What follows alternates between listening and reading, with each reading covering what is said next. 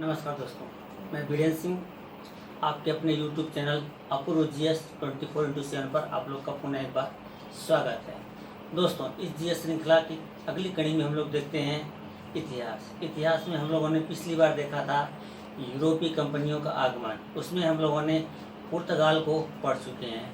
पुर्तगाल के बाद अंग्रेज आते हैं जो सबसे महत्वपूर्ण है।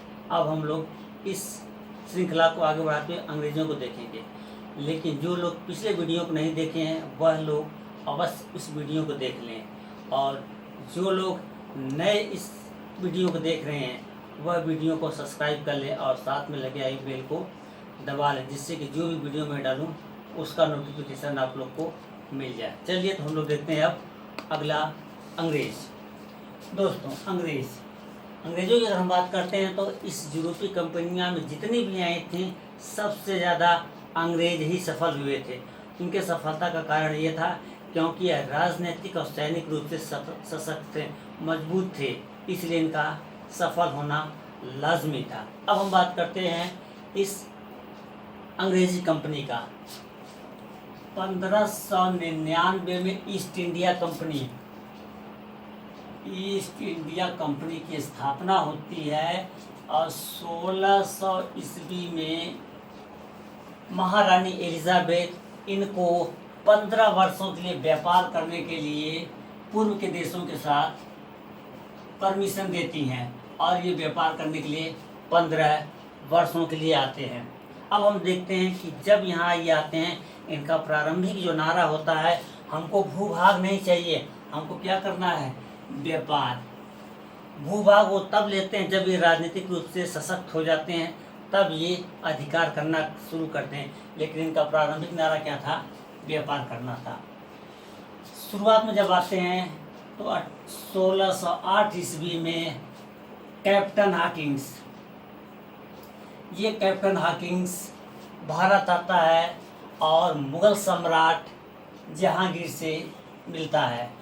यह जो होता है जेम्स प्रथम का राजदूत होता है, अकबर के नाम से लेटर लेके चलता है और जहांगीर से मिलता है, क्योंकि जब लेटर लेके चलता है उस समय मुगल सम्राट अकबर होता है, लेकिन जब ये पहुंचता है तो मुगल सम्राट अकबर की मृत्यु हो जाती है और जहांगीर राजा बन जाता है।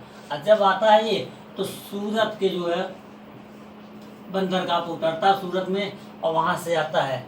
और जब मुगल सम्राट जहांगीर से इसकी मुलाकात होती है तो ये आगरा में इसकी मुलाकात होती है।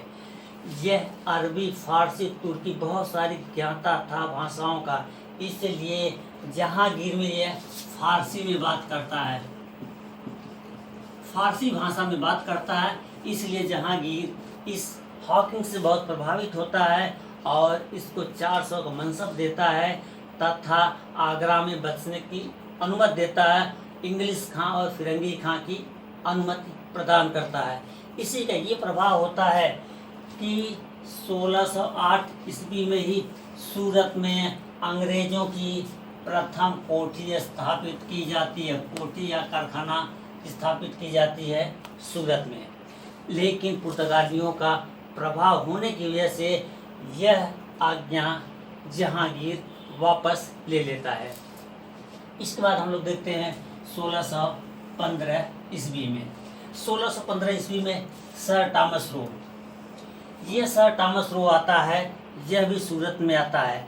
लेकिन जब ये जहांगीर से मिलता है तो इसकी मुलाकात अजमेर में होती है। दोस्तों, हॉकिंस की मुलाकात आगरा में होती है और जहांगीर की मुलाकात अजमेर में होती है। ये भी व्यापारिक सुविधा प्राप्त करने की कोशिश करता है और थोड़ा बहुत ये भी सफल होता है। इसके बाद हम बात करते हैं 1611 ईस्वी में।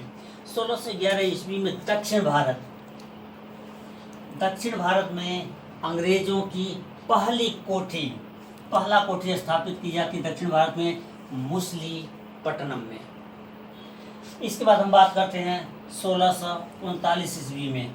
सर फ्रांसिस डे नामक एक व्यक्ति होता है, ये मद्रास को पट्टे पर लेता है या उधारी पर लेता है, और लेता किससे है, मद्रास का जो राजा होता है चंद्रगिरी से ये लेता उधारी पर, और यहीं पर फोर्ट सेंट जॉर्ज नामक एक किलेबंदी करता है, यही फोर्ट सेंट जॉर्ज बाद में क्या है, मद्रास के नाम से, माफ करिएगा, यही क्या है, मद्रास के नाम से बाद में जाना जाता है। अब हम देखते हैं इसके अगला पोर्शन। अगला देखते हैं 1651 में बंगाल में हुगली में प्रथम कारखाना खोला जाता है। जिस तरह 1608 ईस्वी में सूरत में खोला जाता है, 1611 ईस्वी में मछलीपट्टनम में खोला जाता है, उसी तरह 1651 में बंगाल के हुगली में प्रथम कारखाना खोला जाता है।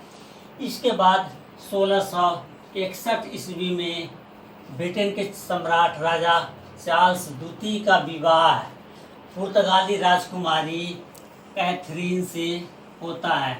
जब इनसे विवाह होता है तो बम्बई इनको दहेज में मिलती है। दहेज में बम्बई इनको प्राप्त होती है। यही बम्बई 1668 ईस्वी में ये कंपनी को दे देते हैं व्यापार करने के लिए मात्र 10 पाउंड वार्षिक पर। इसके बाद अजीमुद्दीन जो होते हैं बंगाल के सूबेदार होता है। इस सूबेदार से कंपनी को कुछ गांव मिलते हैं जिसका नाम होता है सुतिनाता, कालीकती और गोविंदपुरी। इन तीनों की जमींदारी मात्र 1200 रुपये में अंग्रेजों को मिलता है। परिणाम स्वरूप ये होता है कि इन्हीं तीनों सुतिनाता, कालीकती और गोविंदपुरी को मिलाकर के बाद में कलकत्ता की नींव पड़ती है। इन्हीं तीनों को मिलाने के बाद ये जो नींव डालने वाला व्यक्ति होता है, जब चारनाक व्यक्ति जो है कलकत्ता की स्थापना करता है इन्हीं तीनों गांवों को मिलाकर। आज जब कलकत्ता की स्थापना की जाती है तब चार्ल्स आयर नामक जो व्यक्ति होता है इस फोर्ट विलियम का क्या होता है, प्रथम गवर्नर होता है। यही जो कलकत्ता है अंग्रेजों द्वारा इसका नाम दिया जाता है फोर्ट विलियम, इसका नाम दिया जाता है अंग्रेजों द्वारा कलकत्ता का। इसके बाद हम लोग देखते हैं अब अगला है 1717 ईस्वी में मुगल सम्राट फारुखसियर द्वारा कंपनी को शाही फरमान जारी किया जाता है। इस शाही फरमान में ये होता है कि 1717 में जॉन सुरबन के नेतृत्व में एक दल आता है।